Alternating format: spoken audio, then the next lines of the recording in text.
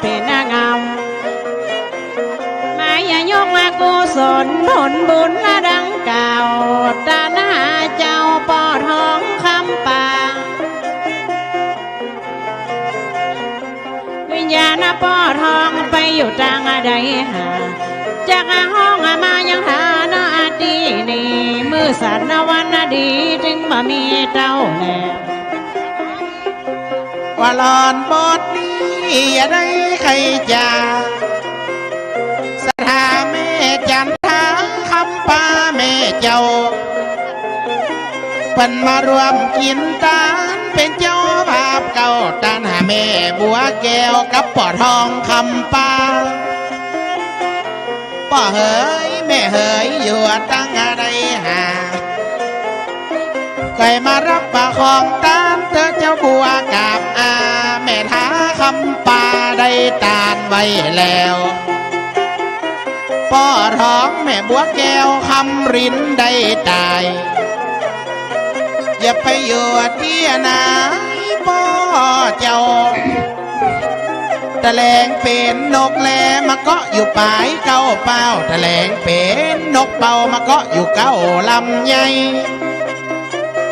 จันนาทาลูกน้อยตั้งอกกะตั้งใจตานหานายป่อทองแม่บัวแก้วเป็นหุ้งเป็นแหลวลงมาเจ้าจะกินจะตานไปป่อทองคุณแม่บัวแก้วตายไปแล้วบ่ฟังก็เผาถ้าไปเอามันบ่เน่าจะได้เหลือแต่ความดีที่แม่สร้างไว้เป็นหนทางใจและจี้จ้องมองตาง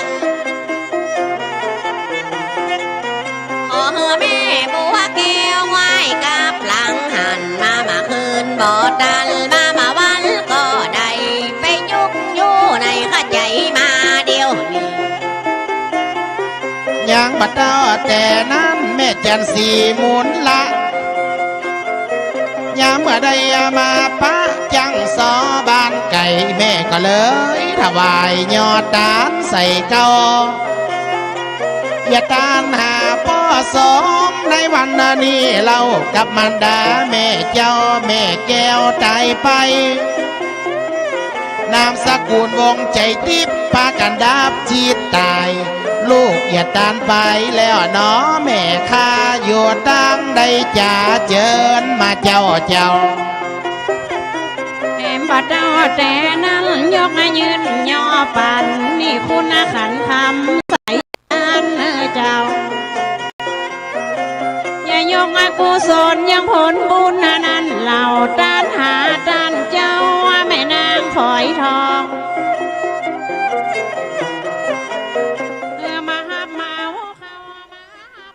ขอถวายความเคารพพระมหาเถรานุเถระ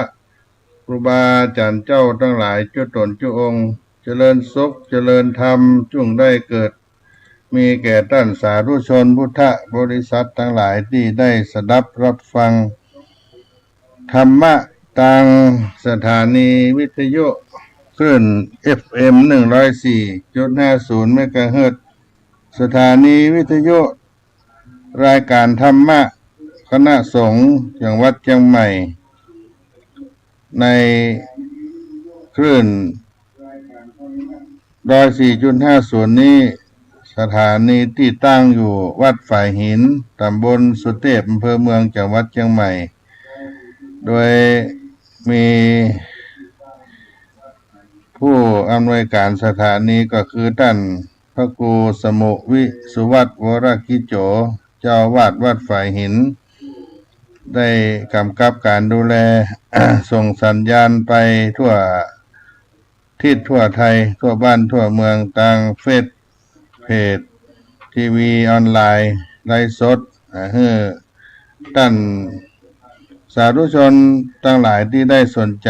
ในธรรมะได้เปิดรับฟังอยู่ตลอด24ชั่วโมง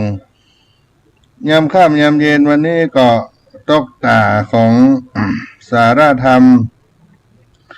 วัดสลีโสดาพระอารามหลวงอย่างวัดเชียงใหม่โดยอัตมภาพท่านพระครูปัญญาสังฆการ หรือท่านพระครูพรหมินทร์เป็นพระธรรมจาริกผู้ช่วยเจ้าอาวาสวัดสลีโสดาพระอารามหลวงจังหวัดเชียงใหม่ได้มาดำเนินรายการพบปะกับท่านสาธุชนคนฟังทั้งหลายวันจันทร์ที่20 มกราคม 2568 ก็จะสุดเดือนสิ้นเดือนแถมเมื่อกี้วันนี้ญาติโยมวันเวลาผ่านไปก็ไวเหมือนกันเนาะจากที่เราได้เริ่มต้นกันขึ้นปีใหม่มาได้20 วันก็จะหมดเดือนไปแถมแล้วญาติโยมจะหมดเดือนสิ้นเดือนมกราคมไปแถมแล้วก็เป็นวิถีชีวิตที่เราได้อยู่กันไปในรวบขวบปี365 วันก็เวียนไปเป็นอาทิตย์เป็นเดือนเป็นปีเป็นชั่วโมงก็ได้ผ่านพ้นไป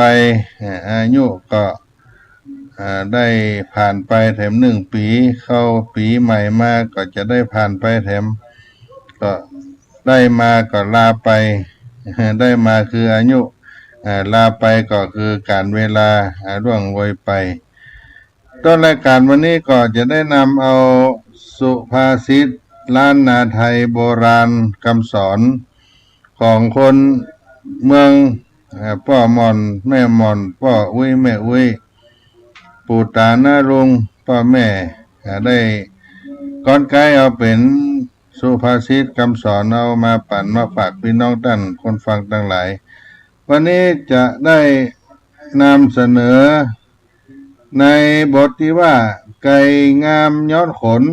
คนงามย้อนผ้าพระยางามย้อนยศไก่งามย้อนขนคนงามย้อนผ้าพระยางามย้อนยศไก่งามย้อนขนคนงามย้อนผ้าพระยางามย้อนยศไก่งามก็เพราะขนคนงามก็เพราะผ้าเต้าพระยามากษัตริย์งามได้เพราะยศอันการแต่งย้อมเสกซ่อมอัตตาสถาปนาวิราชอาจกล้าไก่งามย้อนขนคนงามย้อนผ้าเพราะเต้าพระยางามย้อนยศจักฮื้อเข่งขามจำเป็นงามงดผ่ากดต่อผู้ประชาเสกซ่อมย้อมยศแต่งต้อมอัตตาจริงได้มีมาโบราเก่าเกื้ออันการแต่งย้อมเสกซ่อมอัตตาสถาปนาวิราชอัจกล้าไก่งามย้อนขนคนงามย้อนผ้าจักฮื้อเต้าพระพยางย้อนยศจักฮื้อเข่งขามจำเป็นงามงดผ่ากดต่อผู้ประชาเสกซ่อมย้อมยศแต่งต้อมอัตตาจริงได้มีมาโบราเก่าเกื้ออันการแต่งย้อมเสกซ่อมอัตตาสถาปนาวิราชอัจกล้าไก่งามย้อนขนคนงามผ้าเต้าพระยางามย้อนยศจักฮื้อเข่งขามจำเป็นงามงดผ่ากดต่อผู้ประชาเสกซ่อมย้อมยศแต่งต้อมอัตตาจริงได้มีมาโบราเก่าเกื้อการปฏิบัติตนจนได้รับการสถาปนาให้มีตำแหน่งสูงย่อมสง่างามเหมือนไก่งามเพราะขนคนงามเพราะเสื้อผ้าที่นุ่งที่สวมใส่ตาพญางามเพราะมียศดังนั้นจะเป็นที่เข่งขามต้องได้รับการสถาปนามียศเป็นที่ผากดในหมู่ประชาสิ่งนี้เป็นสิ่งที่มีมาแต่โบราณ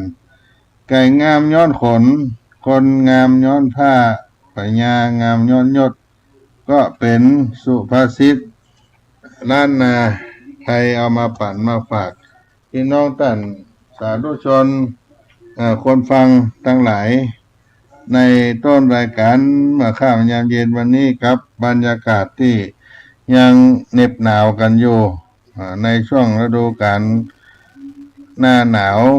มาถึงเติงหมู่เฮาท่านทั้งหลายตีนดอยอุชุบรรพตดอยอ้อยจ้างวัดสลีโสดาตีนดอยสุเทพเจ้านี่ก็หนาวตลอดอยู่นะญาติโยมอยู่ป่าอยู่ดอยอยู่กับป่ากับไม้ก็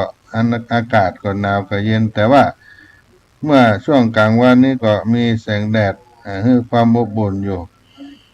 ก็ได้รักษาสุขภาพร่างกายบางครั้งก็ต้องเจอหนาวเจอร้อนเจอเย็นอาจจะเป็นหวัดเป็นไข้เป็นเมื่อยไปก็ดูแลกันไปอากาศเย็นอากาศร้อนเนาะมันเป็นธรรมชาติปรุงแต่งขึ้นมาเราก็จะต้องได้สัมผัสได้ประสบก็เหมือนในวิถีชีวิตของเราในอยู่ด้วยกันได้พบได้ปะกันมือดึงชั่วดึงดีดึงร้อนดึงเย็นเหล่านี้เป็นต้นก็เป็นห่วงเป็นใยกันในเรื่องสุขภาพรักษากันดูแลกันไปเนาะญาติโยมวันนี้ในช่วงบ่ายบ่ได้มาดำเนินรายการเนื่องจากได้ประชุมในการดำเนินงานเตรียมการที่จะประชุมปฐมนิเทศคณะพระธรรมจาริกประจำปี 2568 เป็นปีที่ 60 การสถาปนาโครงการพระธรรมจาริกซึ่งโครงการพระธรรมจาริกได้ก่อตั้งมาตั้งแต่ปีพุทธศักราช 2508 มาถึงปัจจุบันนี้ก็ครบ 60 ปีพอดีญาติโยมศรัทธาทั้งหลายที่ได้ไปเผยแผ่งานพระพุทธศาสนาแก่พี่น้องเจ้าเขาหรือว่าราษฎรบนพื้นที่สูงก็ไปประชุมหารือกันจะเตรียมงานที่จะได้ถวายการต้อนรับพระมหาเถระและก็คณะพระธรรมจาริกจำนวน300 กว่ารูปที่จะเดินทางมาจากหมู่บ้านต่างๆที่เป็นหมู่บ้านเจ้าเขาทั่วภาคเหนือตั้งแต่วันที่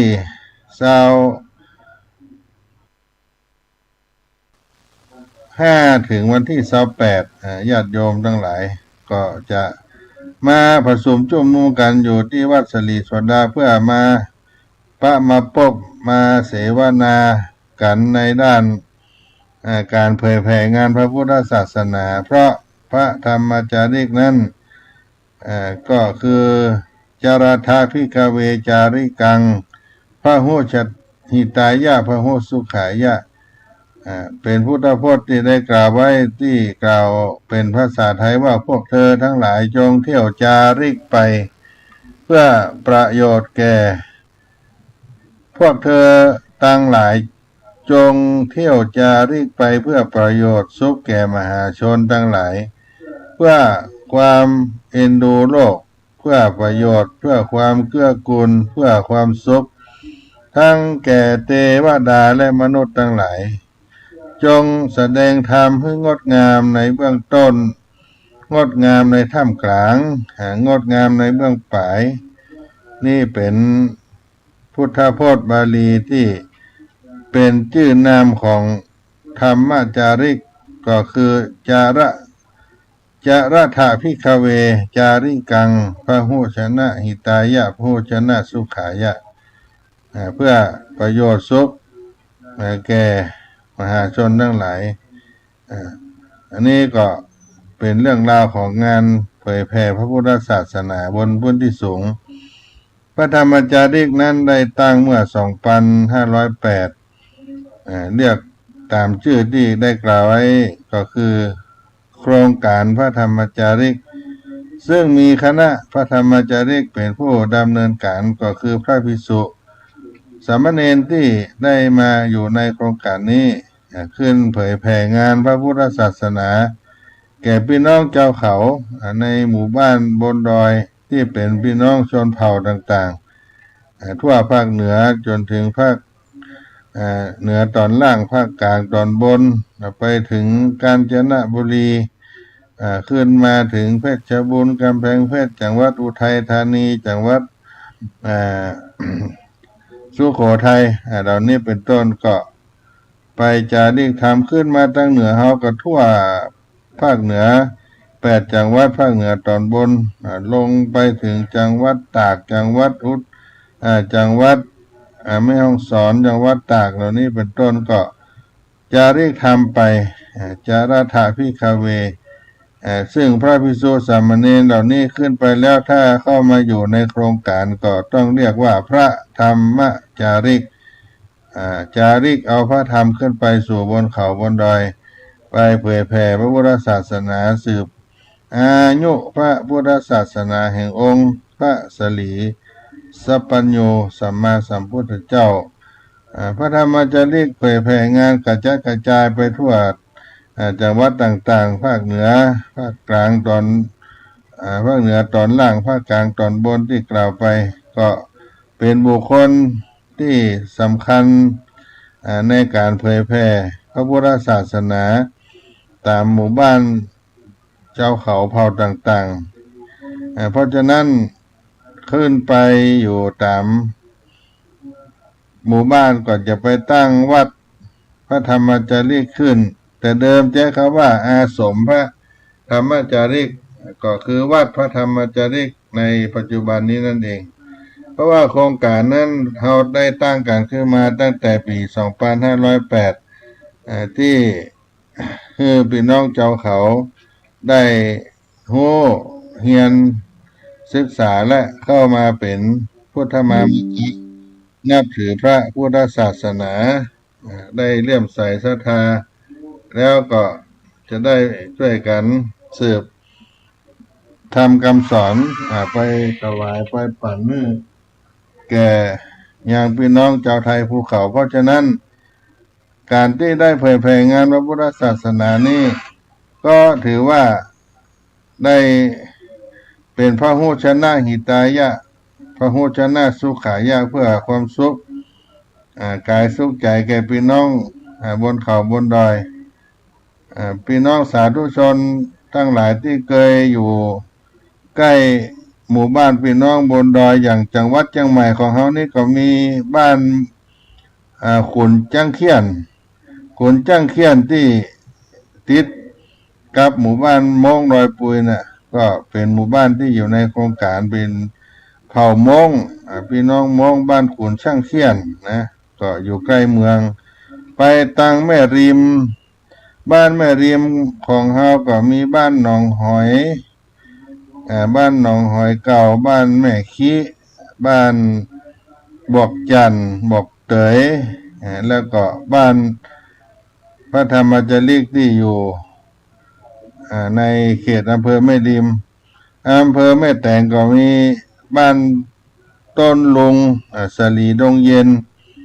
บ้านห้วยกุบกับหรือม่อนผาแดงม่อนปูจอมที่อยู่เลยบ้านจ้างบ้านเมืองเกิดไปก็อยู่ใกล้ตัวเมืองเชียงใหม่ไปทางแม่วางก็ขึ้นไปทางบ้านหนองเต่าบ้านห้วยอีกก้างบ้านหนองเย็นห้วยเย็นพดไปถึงบ้านแม่แฮเหนือออกไปทางเสมิงเข้าไปถึงอำเภอกัลยาณิวัฒนาเข้าไปถึงอำเภอแม่เสลียงแม่ฮ่องสอนพดออกมาทางขุนยวมแม่แจ่มนี่ก็เป็นสายพระธรรมจาริกขึ้นไปเพื่อได้เผยแผ่งานพระพุทธศาสนาขึ้นไปถึงพะเยาเชียงไฮ้แป่น่านลำปางนี่เป็นพื้นที่ของการเผยแผ่งาน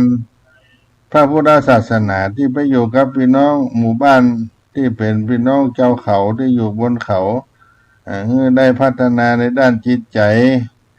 เอานำธรรมคำสอนของพระพุทธเจ้าเข้าไปใช้ในชีวิตประจำวันสนับสนุนให้พี่น้องเจ้าเขาได้ปฏิญาณตนแสดงตนเป็นเจ้าพุทธมามกะศรัทธาในพระพุทธศาสนาเมื่อเกิดศรัทธาเริ่มใสได้ความรู้แล้วก็เอาลูกเอาหลานมาบรรพชาอุปสมบท บาบวชในพุทธศาสนาแล้วก็มีการได้ศึกษาเราเรียนถึงทางโลกทางธรรมเหล่านี้เป็นต้นก็เป็นสิ่งที่ได้ทำได้สืบได้ทอดกันมา60 ปีปีนี้ก็จึงได้มีกำหนดการประชุมและก็จะได้อาราธนาคณะพระธรรมจาริกตั้งหลายตั้งมวลทั่วภาคเหนือตอนบนภาคเหนือตอนล่างภาคกลางตอนบนนี่มาก็ประมาณว่าได้300 กว่ารูปจะมาที่วัดสลีโสดาพระอารามหลวงเพื่อประชุมปฐมนิเทศประจำปีที่60พุทธศักราช2568ก็มารับนโยบายต่างๆซึ่งก็มีกรมพัฒนาสังคมและสวัสดิการมูลนิธิเผยแพร่พระพุทธศาสนาแก่ชนถิ่นกันดารในพระราชูปถัมภ์สมเด็จพระศรีนครินทราบรมราชชนนีร่วมกันคณะสงฆ์วัดเบญจมาบพิตรคณะสงฆ์วัดสลีโสดาพระอารามหลวงศูนย์พัฒนาราษฎรประจำจังหวัดต่างๆที่มีหมู่บ้านเจ้าเขาเหล่านี้ก็เป็นผู้ช่วยกันสนับสนุนดูแลงานและก็ได้รับการสนับสนุนจากพุทธศาสนิกชนทั้งหลายที่ได้มีเครื่องอุปโภคบริโภคปัจจัยเงินทองหรือว่าอย่างต่างๆที่พอจะช่วยกันเผยแผ่งานและพี่น้องเจ้าเขาได้ก็วัดสลีโสดาพระอารามหลวงเป็นกองอำนวยการสำนักงานกลางที่ได้รวบรวมอย่างต่างๆทั้งด้านปัจจัยทั้งด้านอุปโภคบริโภคขึ้นไปตามบนดอยวัดพระธรรมจารีหมู่บ้านเจ้าเขาต่างๆนอกจากนั้นแล้วลูกหลานกุลบุตรที่บวชอยู่วัดสลีโสดาพระอารามหลวงก็ได้มีการศึกษาทั้งสายสามัญปริยัติก็ได้มีความรู้บางรูปบางท่านก็เป็นพระที่จบการศึกษาในด้านพระพุทธศาสนาก็ขึ้นไปอยู่ประจำบ้านเกิดเมืองนอนก็มีดังนี้เป็นต้นนี่ก็เป็นงานพระธรรมจาริกงานเผยแผ่พระพุทธศาสนาในโครงการพระธรรมจาริกแต่เดิมมีประธานนั่นก็คือเจ้าพระคุณสมเด็จพระพุทธชินวงศ์สุวรรณโชตมหาเถระอดีตเจ้าคณะใหญ่หัวเหนือวัดเบญจมาบพิตรดุสิตาวนารามกรุงเทพมหานครแล้วก็เจ้าพระคุณสมเด็จพระมหาราชมังคลาจารย์วัดปากน้ำภาษีเจริญปัจจุบันประธานคณะพระธรรมจาริกก็มีนามว่าพระธรรมวชิราธิบดีวัดเบญจมาบพิตรดุสิตวนารามกรุงเทพมหานครนี่ก็เป็นประธานที่สืบมาผ่านไป2 ช่วงประธานองค์ปฐมก็คือหลวงพ่อเจ้าพระคุณสมเด็จพระพุทธชินวงศ์สุวรรณโสตมหาเถระและก็ทุติยะต้น2เจ้าพระคุณสมเด็จพระมหาราชมังคลาจารย์วัดปากน้ำภาษีเจริญตติยะปัจจุบันนี้ก็คือพระธรรมวชิราธิบดีวัดเบญจมาบพิตรดุสิตวนารามกรุงเทพมหานครก็เป็นประธานของคณะพระธรรมจารีกเป็นประมุขสงฆ์พระธรรมจารีกองค์ปัจจุบันก็จะมีการปฐมนิเทศประชุมปีที่60ประวัติศาสตร์ในวันที่26 27 28ก็ประชาสัมพันธ์พี่น้องท่านสาธุชนคณะสงฆ์ที่เป็นพระธรรมจารีกผู้เผยแผ่ธรรมในบนดอยจะได้ลงมาปฐมนิเทศงานเผยแผ่พระพุทธศาสนาแก่เจ้าเขาและรับนโยบายต่างๆจากพระเถระจากผู้เป็นใหญ่ในโครงการพระธรรมจารีกเอาไปปฏิบัติศาสนกิจจารถาภิกขเวพหุชนะหิตายะพหุชนะสุขายะก็คือการ เพื่อสุขเพื่อประโยชน์แก่พี่น้องเจ้าเขาก็เชิญชวนเนอะท่านใดมีโอกาสมาร่วมบุญตั้งแต่วันที่25 26 27 28 4 วันจะมาตานลงตานถวายสมทบก็ได้ถวายก็ได้ภัตตาหารเจ้าภัตตาหารเพลช่วงได้มาปฐมนิเทศมาประชุมพร้อมเพรียงกันที่นี่วัดสลีโสดาพระอารามหลวง25 26 27 28ก็บอกบุญกันไปกับพี่น้องศรัทธาท่านสาธุชนทั้งหลายเนอะมาร่วมกินร่วมทานกันเพื่อช่วยการสืบสานอายุพระพุทธศาสนาณวัดสลีโสดาเป็นการต้อนรับคณะพระธรรมจาริก300 จนถึง 400 รูปที่วัดสลีโสดาพระอารามหลวงก็มาอู้จากกันในเบื้องต้นเดี๋ยวก่อนพักในการรับกีตาธรรมกันสักกรรมก่อนเนาะ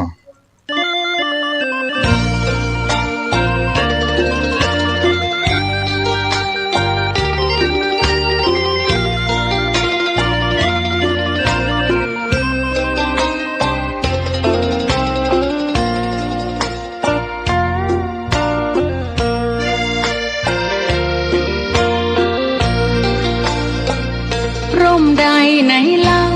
จะเย็นเท่าร่มโพธิ์ทองทั่วลาศรัทธายกย่องร่มของพุทธศาสนา ยิ่งกว่าร่มใดกันแดดไฟฝนลมนาแผ่กิ่งก้านสาขาปกคลุมประชาทุกชีวิตเย็นใดไหนเล่า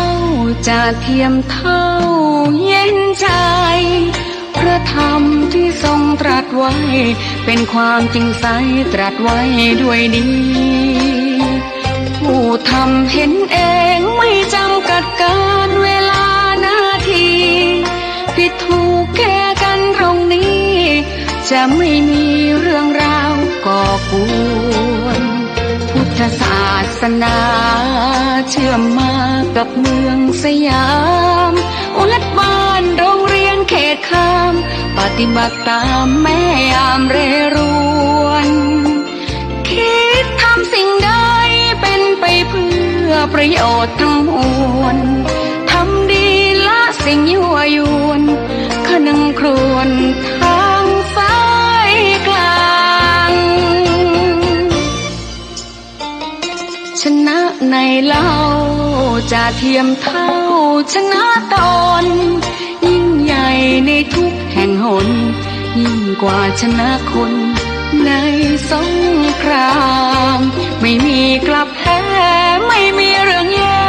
มาลุกลามประพฤติปฏิบัติตามองค์สัมมาสัมพุทธเจ้า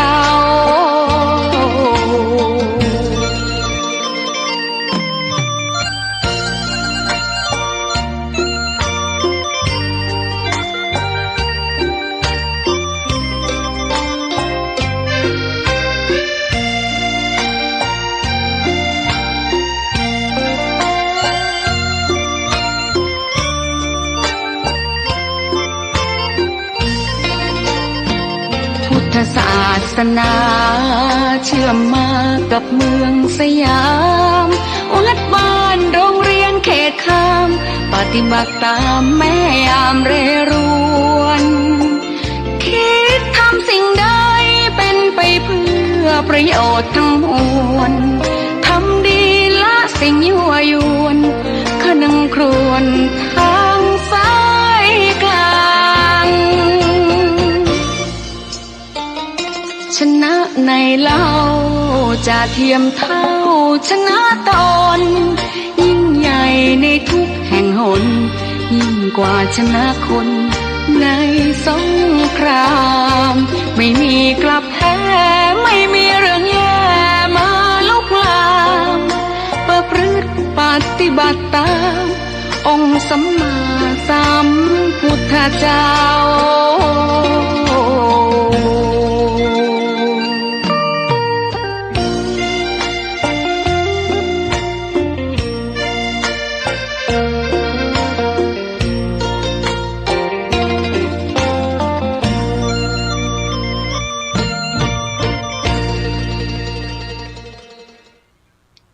ก็มาถึงช่วงที่สองของสาระธรรมยามเย็นวัดสลีโสดาพระอารามหลวงคณะพระธรรมจาริกโดยอาตมาภาพท่านพระครูปัญญาสังฆการหรือท่านพระครูพรหมินทร์เป็นผู้มาดำเนินรายการประพบกับท่านพุทธศาสนิกชนทั้งหลายที่ได้สดับรับฟังกันอยู่ในเมื่อค่ำยามเย็นในวันนี้เป็นวันจันทร์ที่20มกราคมพุทธศักราช2568วันที่20วันนี้เหลือแถม10ก็11วันเนาะก็จะหมดเชียงซอยปีพุทธศักราชที่ได้เริ่มต้นมาในเดือนมกราคมในเดือนต้นเดือนหนึ่งมาอู้กันในการในงานพระธรรมจารีกไปแล้วท่านผู้ฟังสาธุชนทั้งหลายที่มีโอกาสจะได้มาร่วมเป็นเจ้าภาพถวายการต้อนรับคณะพระธรรมจารีกจำนวน300รูปที่จะเดินทางมาจากบนภูเขามาวัดสลีโสดาวัดสลีโสดาตำบลสุเทพแห่งนี้ในวันที่25ถึง28มกราคมมีกิจกรรมแต่ละวันนั้นก็เป็นการปฐมนิเทศงานเผยแผ่งานพระพุทธศาสนาเป็นปีที่60ของการเผยแผ่งานพระพุทธศาสนาของคณะพระธรรมจาริกวัดสลีโสดาพระอารามหลวงนั้นเป็นกองอำนวยการศูนย์กลางของส่วนภูมิภาคที่เข้าไปในหมู่บ้านพี่น้องบนดอยต่างๆเพราะฉะนั้น1 ปีก็จะได้ลงมารับนโยบายเรียกว่ามาประชุมปฐมนิเทศเพื่อจะได้รับนโยบายแก้ไขปัญหาในการเผยแผ่งานพระพุทธศาสนาดังนั้นท่านสาธุชนพุทธบริษัททั้งหลายท่านใดมีโอกาสจะได้ร่วมบุญร่วมทานกับวัดสลีโสดาที่เป็นสถานที่ต้อนรับคณะผู้เผยแผ่พระพุทธศาสนางานพระธรรมจาริกที่เรียกว่าคณะพระธรรมจาริกจะได้ลงมาก็น้ำเจนในเนื้อเป็นเจ้าภาพเมื่ออาหารลงทานก็มาติดต่อที่สำนักงานวัดสลีโสดาพระอารามหลวงก็ได้หรือว่าอาตมาภาพท่านพระครูปัญญาสังฆการก็ได้ท่านพระครูปัญญาสังฆการหรือท่านพระครูพรหมินทร์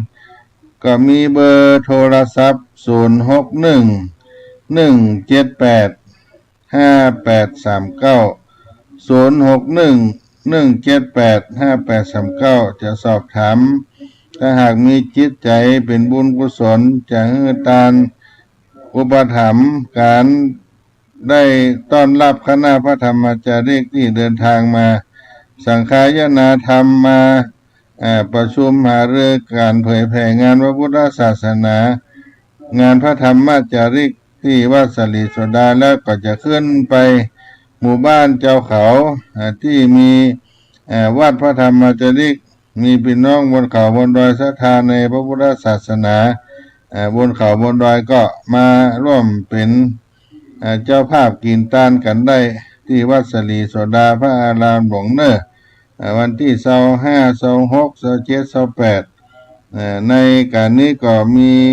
ฝ่ายฆราวาสบ้านเมืองก็ได้เชิญท่านผู้ว่าราชการจังหวัดเชียงใหม่และก็ที่เป็นประธานในพิธีก็มีท่านกันตะพงษ์รังสีสว่างอธิบดีกรมพัฒนาสังคมและสวัสดิการแล้วก็มีสำนักงานพระพุทธศาสนาแห่งชาติตลอดถึงคณะสงฆ์มีเจ้าคณะภาค7คณะสงฆ์จังหวัดเชียงใหม่แล้วก็พระเถระเจ้าคณะผู้ปกครองในเขตจังหวัดที่มีหมู่บ้านเจ้าเขาอยู่ก็ได้อาราธนาเจ้าคณะพระสังฆาธิการได้มาร่วมกันที่วัดสลีโสดา พระอารามหลวงแห่งนี้มาเป็นเจ้าภาพพระตาหาร เจ้าพระตาหารเพลน้ำปานะหรือด้านอื่นๆก็ได้ถ้ามีความประสงค์ก็น้อมเอิ้นเชิญชวนพุทธศาสนิกชนศรัทธาญาติโยมทั้งหลายได้มามีโอกาสช่วยสนับสนุนงานพระธรรมจาริกที่เผยแผ่งานพระพุทธศาสนายกเอาน้ำธรรมคำสอนไปถึงพี่น้องบนเขาบนดอยได้เป็นเจ้าพุทธนับถือพระพุทธศาสนามีศาสนาเป็นที่พึ่งในด้านจิตใจนี่ก็เป็นพระละนาบุญกุศลก็ใช้โอกาสนี้บอกบุญกับพี่น้องท่านสาธุชนคนฟังทั้งหลายได้มาร่วมกินร่วมทานกับคณะสงฆ์วัดสลีโสดาเนอร์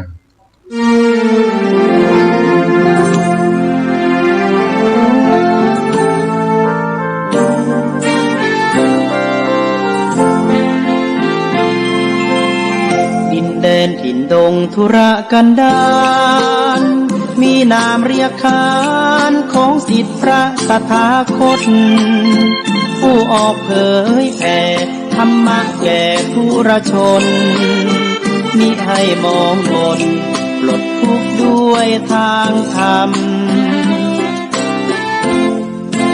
ธรรมจาริกธรรมจาริกธรรมจาริกถึงอยู่กลางป่าหรือว่ายอดดอยท่านไม่เคยถอยเฝ้าคอยชี้นำให้ใช้ธรรมะขององค์พระพุทธธรรมให้ใจสุขล้ำน้อมนำทำกรรมดีธรรมจาริกธรรมจาริกธรรมจาริกเร่งพัฒนาการอยู่การกินให้มีชีวิตสุขสันต์เปรมปรีพบแสงสว่างส่องทางสร้างความดีให้มีความสุขความทุกข์หายไป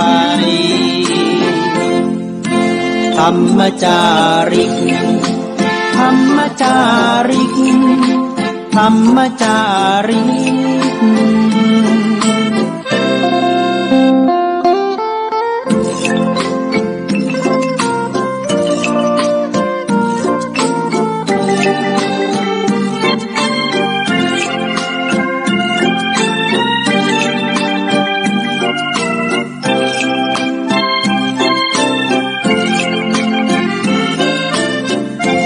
พัฒนาการอยู่การกินให้มีชีวิตสุขสันต์เปรมปรีพบแสงสว่างส่องทางสร้างความดีให้มีความสุขความทุกข์หายไปธรรมจาริกธรรมจาริกธรรมจาริกธรรมจาริกธรรมจาริกธรรมจาริกธรรมจาริ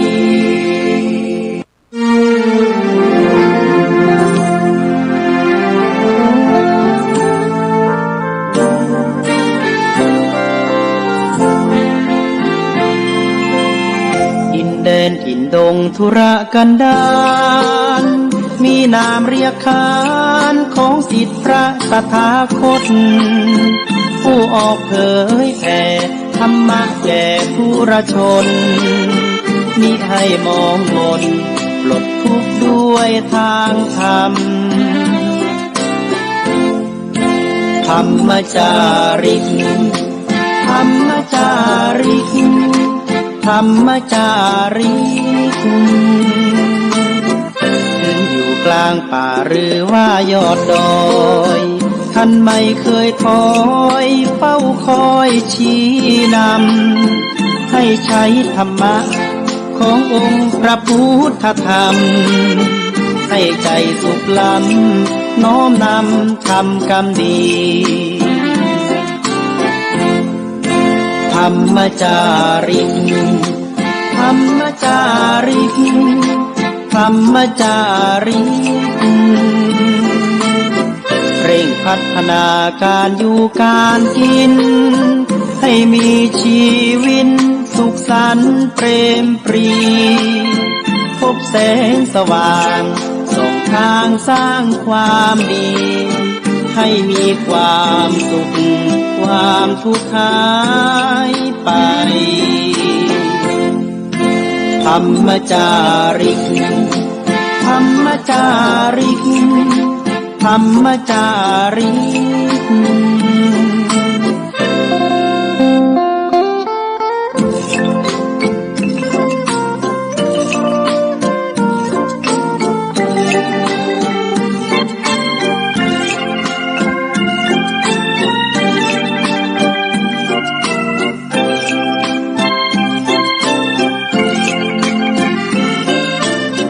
เร่งพัฒนาการอยู่การกิน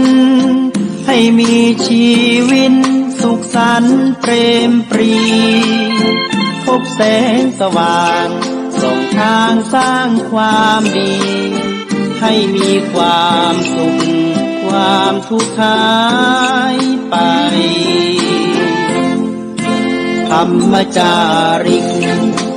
ธรรมจาริก ธรรมจาริก ธรรมจาริก ธรรมจาริก ธรรมจาริก ธรรมจาริก ก็ได้ฟังคีตะธรรมหรือว่าเพลงธรรมะของพระธรรมจาริกอยู่ป่าอยู่เขาอยู่ดอยเพื่อประโยชน์สุขแก่มหาชนบนดอย ก็มาจากจรถะภิกขเวจาริกังพหุจนะหิตายะพหุจนะสุขายะโลกานุกัมปายะอัฏฐายะหิตายะสุขายะเตวะมนุสสานังมาเอเกนะเอเกนะเตวะอากามิทะเตเสทะธัมมังอาติกัลยานังมัชเชกัลยานังปริโยสานะกัลยานังสัทถังสัพพยัญจนังเกวะละปริปุณังปริสุทธังพรหมจริยังปะกาเสทะสันติสัตตาอัปปราชคะชาติกาอัสสะวันตาธรรมัสสะปริหายันติภาวิสสันติธรรมัสสะอัญญาตโรอัมหิอาหัมปิภิกขเวเยนะอุลุเวลาเสนานิกโมเตโนปะสังกมิสามิธรรมะเตสนายติภิกษุทั้งหลาย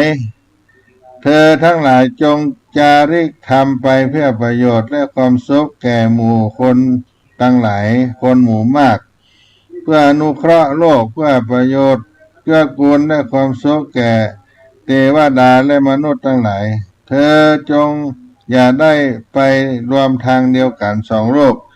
จงแสดงธรรมงามเบื้องต้นงามในท่ามกลางงามในที่สุดจงประกาศพรหมจรรย์พร้อมทางอัฏฐะพร้อมทางพยัญชนะจนครบบริบูรณ์ทรัพย์ทั้งหลายจำพวกที่มีทุลีคือกิเลสในจักษุน้อยมีอยู่เพราะบ่ได้ฟังธรรม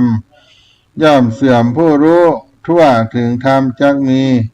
ดูก่อนภิกษุทั้งหลายแม้เราจักไปยังตำบลอุรุเวลาเสนานิคมเพื่อแสดงธรรมภายหลังจากพระองค์ทรงสาวกออกไปประกาศพระพุทธศาสนานำเอาพุทธพจน์อันนี้ไปเพื่อให้เป็นการเผยแผ่งานพระพุทธศาสนาแล้วก็ได้มีกุลบุตรศรัทธาเข้ามาบวชมาอุปสมบทในพระพุทธศาสนาเรียงรายกันมาเป็นจำนวนมากอันนี้ก็ได้เป็นกรรมที่พระพุทธองค์ทรง กล่าวแก่พระสาวกทั้ง60 รูปที่มาประชุมกันทรงให้โอวาทและก็ส่งเผยแผ่พระพุทธศาสนาที่ได้ตรัสว่าจรทาภิกขเวพหุชนะหิตายะพหุชนะสุขายะโลกาโนกัมปายะหิตายะสุขายะดังนี้เป็นต้นก็มาจากในวันมาฆบูชาที่เป็นวันเดือน3หรือว่าเดือน5เป็งของทางภาคเหนือของเฮาเนี่ยที่มาฆบูชานั่นเป็นวันสำคัญทางพุทธศาสนาวันแรกแห่งปีมีความเป็นมาตามเหตุการณ์เกิดขึ้นล่วงมา 2,500 กว่าปีที่เจ้าชายสิทธัตถะพระองค์ได้เสด็จออกบรรพชาละทิ้งการบำเพ็ญทุกขกิริยาแล้วก็หันมาบำเพ็ญตั้งใจในทางสายกลางจนได้บรรลุอริยสัจความจริงอันผ่าเสดมีอยู่4ประการก็คือทุกข์สมุทัยนิโรธมรรคทุกข์ก็มีความไม่สบายกายไม่สบายใจสมุทัยก็เหตุเกิดทุกข์นิโรธคือความดับทุกข์มรรคก็คือข้อปฏิบัติคือถึงความดับทุกข์ในนามของได้พระนามว่าอรหันตะสัมมาสัมพุทธเจ้าพระองค์เป็นผู้บริสุทธิ์ห่างจากกิเลสตรัสรู้ชอบได้โดยพระองค์เองหลังที่ได้ตรัสรู้เสวยวิมุตติสุขถึง7 สัปดาห์ 49 วันก่อนจะทรงพิจารณาหันว่าธรรมะที่พระองค์ได้ตรัสรู้เป็นของลึกซึ้งยากที่บุคคลอื่นจะตรัสรู้ตามได้ท้าวสหัมปติพรหมทราบความปริวิตกของพระองค์ก็จึงลงมาอาราธนาให้พระองค์ทรงแสดงธรรมโปรดแสดงธรรมโปรดเวไลยสัตว์ทั้งหลายได้อ้างเหตุผลว่าผู้ที่มีกิเลสน้อยพอที่จะรู้ธรรมได้มีอยู่แล้วจริงทรงพิจารณาเป็นอุปนิสัยของสัตว์โลกเปรียบด้วยดอกบัวอยู่4 เหล่าอุคติตัญโยมีปัญญาเฉียบแหลมเปรียบเหมือนบัวพ้นน้ำวิปจิตัญโยมีปัญญาปานกลางเปรียบเสมือนบัวเสมอผิวน้ำในยะมีปัญญาปอนแนะนำได้เปรียบเหมือนบัวใต้น้ำปัตตะปรมะได้ปัญญาเปรียบเหมือนบัวอยู่ในโคนตมพระองค์ก็จงดำริที่จะแสดงพระธรรมเทศนาเพื่อให้พระศาสนาตั้งมั่นแพร่หลายโดยการประกาศหลักธรรมสัจธรรมคำสอนให้แก่บุคคลต่างๆจนมีพระอรหันต์เกิดขึ้นในโลก60 องค์ประกอบด้วยปัญจวัคคีย์จำนวน5 รูปและก็มีพระอัญญาโกณัญญะพระวปาพระปัตถิยะพระอัญญาโกณัญญะพระวปาพระปัตถิยะพระมหานามะพระอัสสชิพระยัสสะพระวิมละพระสุปาหุพระปุณณชิพระขวัมปติและเพื่อนพระยัสสะแห่ง50 องค์พุทธองค์ก็ได้กล่าวเรียกสาวกทั้งมวล60 ตนไม่มาผสมจุ่มนุมกันแล้วก็ให้โอวาทส่งไปเผยแผ่งานพระพุทธศาสนาดังที่อาตมาได้กล่าวไปจรทาภิกขเวนั้นเมื่อพระองค์ได้แสดงพุทธพจน์อันนี้แล้วก็ได้เป็นเวลาที่60 องค์จะต้องไปเผยแผ่ธรรมจบจนกระทั่งหลังที่พระองค์ได้ตรัสรู้แล้วเป็นเวลา9 เดือนก็เกิดเหตุการณ์มหาสังฆสันนิบาตครั้งใหญ่ก็คือเหตุการณ์ได้มีเหตุการณ์เกิดขึ้นพร้อมกัน4 ประการในวันมาฆบูชานั้นก็คือภิกษุทั้งหลายภิกษุทั้งหลายจำนวน 1,250 รูปก็ได้มาประชุมพร้อมกันที่วัดเวรุวันโดยบ่ได้นัดหมายภิกษุทั้งหมดนั้นล้วนเป็นเอหิภิกขุอุปสัมปทาหรือผู้ได้รับ อุปสมบทจากพระพุทธเจ้าโดยตรงพระภิกษุทั้งหมดนั้นล้วนเป็นพระอรหันต์ผู้ทรงอภิญญา6และวันดังกล่าวนั้นเป็นวันเพ็ญเดือน3หรือเดือน5ของเมืองเหนือเราก็เรียกว่าวันจาตุรงกสันนิบาตวันมีการประชุมพร้อมกันด้วยองค์4ดังที่กล่าวมาพระภิกษุ 1,250 รูปได้มาประชุมกันโดยไม่ได้นัดหมายพระภิกษุทั้งหมดนั้นล้วนเป็นพระล้วนแล้วแต่เป็นเอหิภิกษุอุปสัมปทาหรือผู้ได้รับอุปสมบทจากพระพุทธเจ้าโดยตรงภิกษุทั้งหมดนั้นเป็นพระอรหันต์แล้วก็วันเดือน3เพ็ญหรือเดือน5เพ็ญวันเพ็ญเดือน3นั้นก็มีเหตุการณ์ทั้ง4อย่างนี้เกิดขึ้นเรียกว่าจาตุรงกสันนิบาตญาติโยมทั้งหลายก็เป็นเหตุการณ์อัศจรรย์ที่พระองค์ทรงทอดพระเนตรมหาสังฆนานิบาตประกอบด้วยเหตุอัศจรรย์ที่ได้กล่าวมาทั้ง4นั้นก็แสดงจึงให้พระองค์หันเป็นโอกาสที่ควรแสดงธรรมโอวาทปาติโมกข์อันเป็นหลักคำสอนสำคัญหัวใจของพระพุทธศาสนาพระที่ประชุมพระสงฆ์เหล่านั้นเพื่อวางจุดหมายหลักการวางเครืองานวิธีการในการเข้าถึงพระพุทธศาสนาแก่พระอรหันตสาวกเจ้าและพุทธบริษัททั้งหลายพระพุทธ